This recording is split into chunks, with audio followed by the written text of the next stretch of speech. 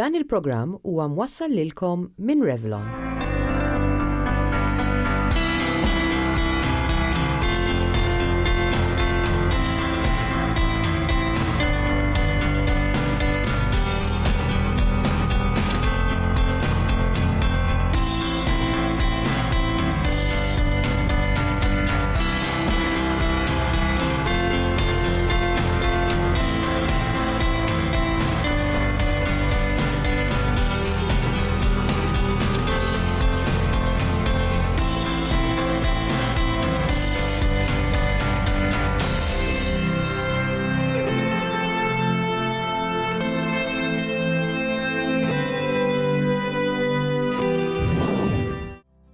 Kollega tiegħi fuq ix-xogħol qed ikollha ħafna tibdil fil-burdata, dan kollu tort tal-menopawsa, però s-sintomi tal-menopawsa joqtu lil kull mara bl-istess mod.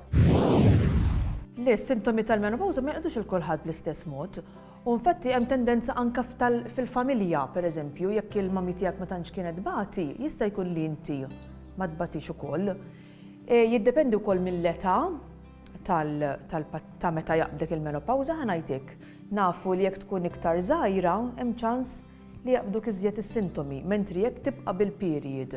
Sakemm ikollok pereżempju dak il-55 sena, jista' jkun li s-sintomi jkunu pjuttost ħfief ħanajtek. Naturalment meta issir ngħidu l-hysterectomy u l-ovaries jitneħħew, allura inti ma kellekx dak iċ-ċans ta' tranzizzjoni gradwali. Għax fil-li kellek l-ovaries u fil-li tneħħew, allura mbagħad ħajkollok menopawsa pjuttost qawwija. Nafu wkoll illi l-karattru tal-bniedem meta inti stressjata u tbagħti b'ħafna bl-istress ħadħoss iżjed il-fwawar, mentri jekk inti pjuttost kalma m'intix ħadħosshom daqshekk. Min ipejjeb u min jixrob ħafna kafè ħajħoss iktar sintomi tal-menopawsa. Is-sintomi tal-menopawsa jistgħu jkunu kemm fiżiċi kif ukoll emozzjonali. Huwa normali li l-mara tesperjenza tibdil spiss fil-burdata, dwejja, problemi biex torqod. Huwa importanti li l-mara tirċievi s-sapport meħtieġ min nies ta' madwarha. Tajjeb li wieħed ikun jaf minn xi għaddejja pereżempju l-mara tiegħu jew it-tfal l-omm għaliex ta' spiss ikun hemm ħafna sintomi. Illi jaffettwaw ħafna l-mara, pereżempju, illi ma torqodx bil-lejl għaliex ikollok ħafna fwawar. Imbagħad inti ħadkun għajjiena u diffiċli tiffunzjona sew bid-demands illum ġurnata tal-ħajja ta' mara miż-żewġa. Mela, il-fwawar jista' jtuk pereżempju ma torqodx bil-lejl. Tista' taqbdek anke depression. U importanti li wieħed jara għax pereżempju jista' jinħoloq disgwit fil-familja jew disgwit mat-tfal. Jiġifieri tajjeb li wieħed ikun jista' jitkellem u ikun hemm daqsxejn understanding min-naħa tal-familja.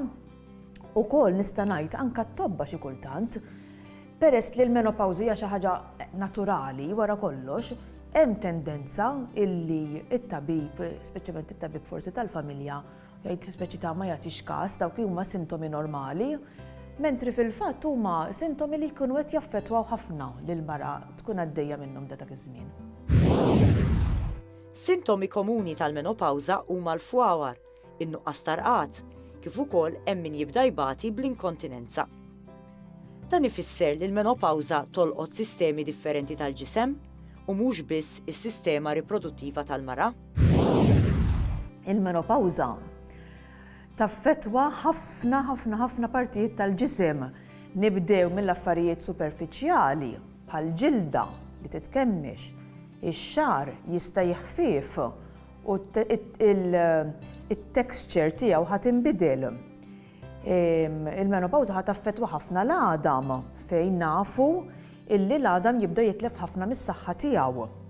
Apparti minn dan u l-effetti fuq is-sistema ġenitali, nafu wkoll li mal-menopawsa jibda jitla l-kolesterol, tibda tiżdied il-pressjoni, allura tiżdied ir-riskju illi l-mara ikollha xi attakki tal-qalb u anke tal-puplesija. Mbagħad tiġi qisu riskju daqs l-irġiel meta nafu li qabel il-menopawża il-mara tkun relattivament protetta minn dawn il-problemi. Ġifieri għandek effetti fuq l-arterji, għandek effetti fuq il-ġild, għandek effetti fuq ix-xar, taffettwa ħafna problemi. Anke l-attività sesswali tal-mara ovvjament tista' tinbidel minħabba l-menopawża u din tista' titfa' aktar stress fuq il-mara u s-sieħeb tagħha. L-iktar problema li taffettwa n-nisa f'dan iż-żmien tal-menopawża hija illi ngħidula jkun hemm dryness, jiġifieri fil-parti tal-mara isa tixxotta illi l-att sesswali jiġi pjuttost skomdu.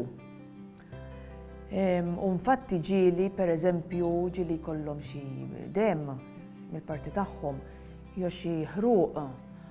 U għal dana fortunatament f'ħafna każi nkunu nistgħu nagħtu xi trattament. Huwa fatt ukoll li bit-changes li psikoloġiċi li jiġru fil-menopawża l-mara tibda tħossha mhix daqshekk attrajenti, mhix daqshekk bżonn juża fil-familja għaliex it-tfal issa kibru m'għandhom bżonna. U d-depression taffettwa wkoll ngħidula l-libido, jiġifieri l-aptit li jkollok ħajja intima. U hemmhekk ukoll fortunatament nista' wieħed ngħinu b'xi terapija biex dawn il-problemi ma jkomplux jiżdiedu ħanajtek.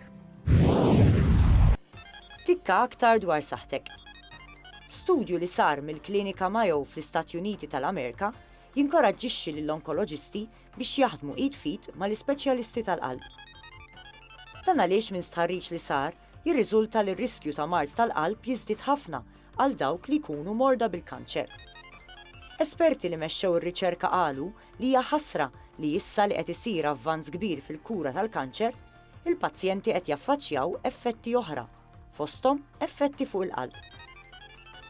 Issa se jitkompla stadju ieħor ta' dan l-istudju fejn l-ispeċjalisti tal-qalb qed jistaqsu jekk iż-żieda fir-riskju tal-mars tal-qalb hijiex il-kawża tat trattament li l-persuna tkun irċeviet minħabba l-kanċer. Li hu żgur hu li persuna li tkun fieqet mill-kanċer xorta waħda għandha tibqa' tmur għal visti regolari ħalli bekk jiġu evitati komplikazzjonijiet oħra. Tikka aktar dwar saħtek għada.